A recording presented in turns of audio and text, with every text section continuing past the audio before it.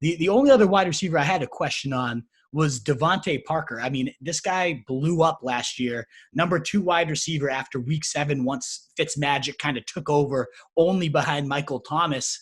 And you see Chan Gailey, who's got this history. He comes in, he's got a history of peppering his top guys, 157, 141, 134, 148, 173, and then 128 over his last 5 years of coordinating for the number 1 receiver there. If we can peg DeVante Parker for those style of targets again after, last year we saw that bevy, we saw that consistency, I don't see why he wouldn't at least be top 15, but you have him down at, wide receiver 30. So you're not buying it. And I get the hesitancy after he took 4 or 5, whatever it is, seemingly forever to break out. I don't know if that's the concern. And you're just like, maybe that was the 1-year fluke and I don't want to buy a 1-year wonder, but you're definitely lower on him than I am. So is there a case against DeVante Parker that my listeners got to hear? Yeah. I mean, the case against DeVante Parker is really strong. It's that he averaged 50 yards per game before Preston Williams went down and over 100 yards per game after Preston Williams went down. I've always believed in his talent. I've always been a fan of his talent, but he's a recency bias guy. He's like, the same people that like him like Raheem Mostert. You know what I mean? Like, and that's fine. Sometimes those guys hit. DeVante Parker's still a very young player. I mean, the Ryan Fitzpatrick aspect of this, like, Tua is going to play at some point probably. Preston Williams is back. Preston Williams was starting to look as like the number 1 receiver in the previous games prior to him going down. It looked like he was starting to overtake DeVante Parker. I'm avoiding the Dolphins' offense in general. I'm below consensus on Gesicki. I don't know why people are talking themselves into this offense. To be perfectly frank, I don't get it at all. I mean, it's not going to be a very good offense.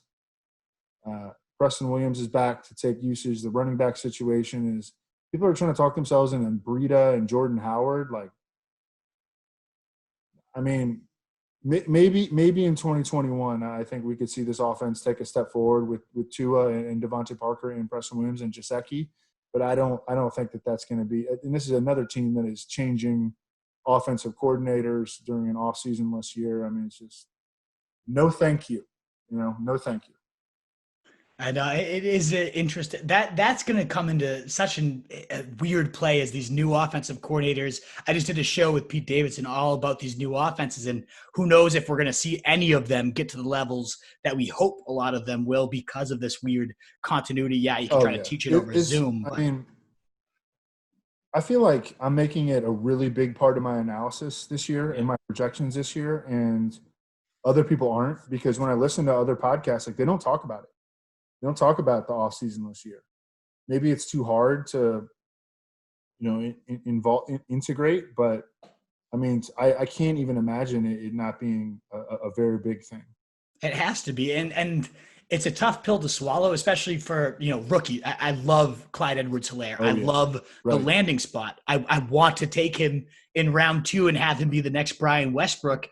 So it's so hard for me to be like, well, it might be a 6, 7, 8 week learning gap, and if you have to eat that, there's a decent chance for your second rounder that you might not be in contention when he does start to blow up. Or, Jonathan Taylor, same thing. I love the line and I love the fit, but man, if he doesn't get himself acclimated, and hopefully running back, it's an easier transition anyways, that it might not be. But yeah, it's got to be weighed in. And I agree with you. I don't think anybody's really – I think we're all kind of trying to be blissfully ignorant because it's such a tough time to just live life in general. So we all just want to be like, football, it's all perfect, it's all good. And it's not really right now, which is – I think you're smart to factor that in a lot more. I hope so, because I write about it in like every article that I write. So, and I don't see anybody talking about it very much. So, I mean, some people will add it, like use it as like a little addendum, at the end. But I mean, I don't know. We'll see. What is up, you fantasy wolf? Thanks so much for tuning in. If you haven't already, share your thoughts in the comments, check out some more videos, and join the newest Wolfpack by subscribing below.